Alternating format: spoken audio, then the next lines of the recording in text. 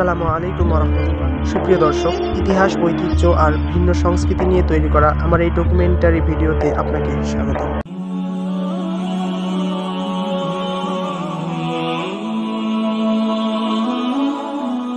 আমি এসেছি হজরত ইউসুফ আলাইহিসসালামকে বন্দি রাখা সেই ঐতিহাসিক জাবিরা কারাগারে। এই সেই জাবিরা কারাগার যেখানে হজরত ইউসুফ আলাইহিসসালামকে বন্দি করে রাখা হয়েছিল।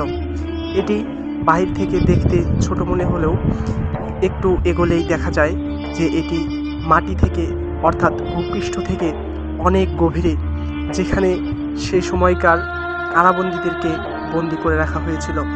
এই কারাগারেই হজরত ইউসুফ আলাইহিসসালামকে 7 কিংবা 12 বছর বন্দি রাখা হয়েছিল।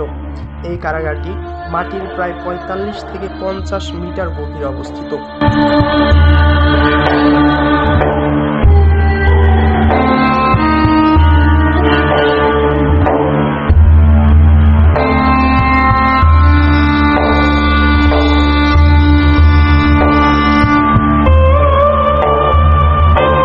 হজরত ইউসুফ আলাইহিসসালামের 10 ভাই মিলে হজরত ইউসুফ আলাইহিসসালামকে কূপে নিক্ষেপ করেছিলেন।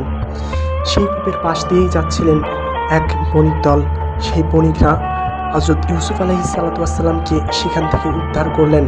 এই উদ্ধার করার পর তাকে তারা মিশরে নিয়ে আসেন। আর এই মিশরেই তার এই প্রথমবারের মতো পদযাত্রা। বণিক দল তাকে মিশরের বাজারে বিক্রি করে দেন, আর সেখান থেকেই তাকে কৃতদাস হিসেবে কিনে নিয়ে যাওয়া হয় মিশরের ফারাওয়ের প্রাসাদে।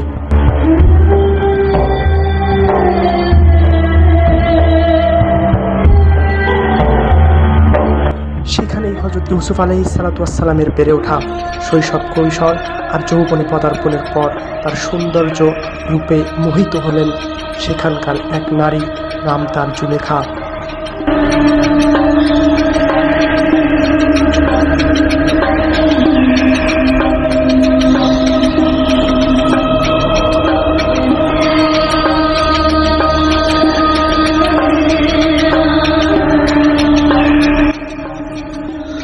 জুলেখা হজরত ইউসুফ আলাইহিসসালামের প্রেমে মোহে হাবুডুবু খেতে লাগলেন। এমনকি তার রূপে, সৌন্দর্যে এমনভাবে আকৃষ্ট হয়েছিলেন যে তাকে কুপ্রস্তাব দিয়ে ফেললেন এবং তাকে বারংবার এভাবে কুপ্রস্তাব দিতে দিতে যখন হজরত ইউসুফ আলাইহিসসালাম তার এই কুপ্রস্তাব প্রত্যাখ্যান করলেন, তখন তাকে মিথ্যা অপবাদ দিয়ে তাকে কারাগারে পাঠানো হলো। এভাবেই কেটে গেল 7 থেকে 12টি বছর। হঠাৎ একদিন ফারাও বাদশাহ স্বপ্নে দেখলেন সেই গমের শীষ আর গরুর ঘটনা। এই স্বপ্নের ব্যাখ্যা তিনি কোথাও পাচ্ছিলেন না।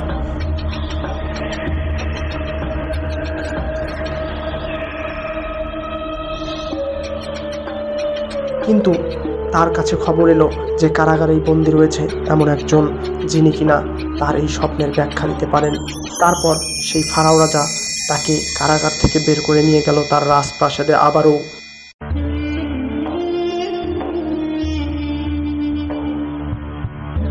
যখন ইউসুফ আলাইহিসসালাম তাকে তার স্বপ্নের ব্যাখ্যা জানালেন, তখন তার কাছে সেটা খুবই ভালো লাগলো এবং তিনি সন্তুষ্ট হলেন। পরবর্তীতে ইউসুফ আলাইহিসসালামকেই দেওয়া হলো সেই গুরু দায়িত্ব। তৎকালীন মিশরের অর্থমন্ত্রীর দায়িত্বে রয়ে গেলেন হজরত ইউসুফ আলাইহিসসালাম। এরপর হজরত ইউসুফ আলাইহিসসালামের সেই 10 ভাই যখন দুর্ভিক্ষে পড়ে মিশরে চলে আসলো, তখন ইউসুফ আলাইহিসসালাম তাদেরকে চিনতে পারলেন। তখন তিনি তাদেরকে আবার ফেরত পাঠালেন তার আরেক সহোদর ভাই বনিয়ামিনকে এখানে নিয়ে আসার জন্য।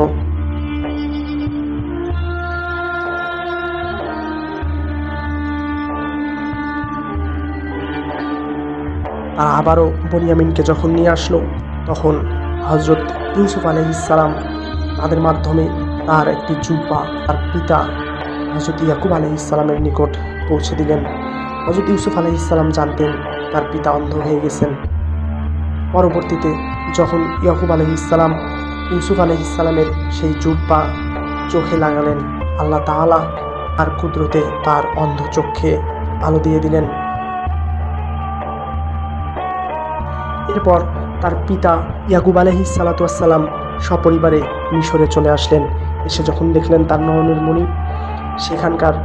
সেখানকার মন্ত্রিত্বের দায়িত্বে রয়েছেন, তখন তিনি খুশিতে আবেগ আপ্লুত হয়ে পড়লেন।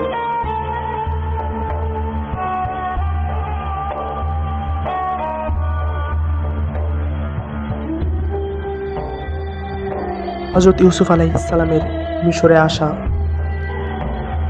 জুলেখার দেয়া অপবাদ, তার কারাবাস, অতঃপর মিশরের সিংহাসন, সবগুলোই যেন আল্লাহ তাআলার এক অফুরন্ত নিদর্শন। আল্লাহ রাব্বুল আলামিন যুগে যুগেই তার অনুসারীদেরকে এভাবেই রক্ষা করে থাকেন। সেরকমই একটা ইসলামের গুরুত্বপূর্ণ একটি ইতিহাস, যা কিনা পবিত্র কুরআন কালামের মধ্যে বর্ণনা করা হয়েছে।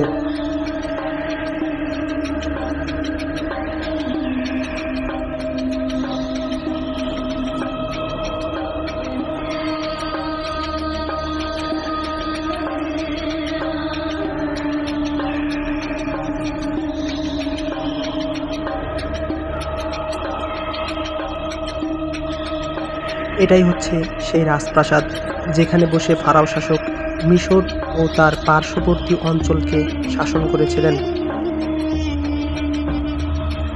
মিশরের এই শুষ্ক আবহাওয়া তার ইতিহাস, সংস্কৃতি ও সভ্যতাকে যেন অটুটভাবে সংরক্ষণ করে রেখেছে, যার কারণে এখনও অটলভাবে দাঁড়িয়ে আছে সেই হাজার হাজার বছর পুরনো রাজপ্রাসাদ আর হাজার বছর পুরনো ইতিহাস ও সংস্কৃতি।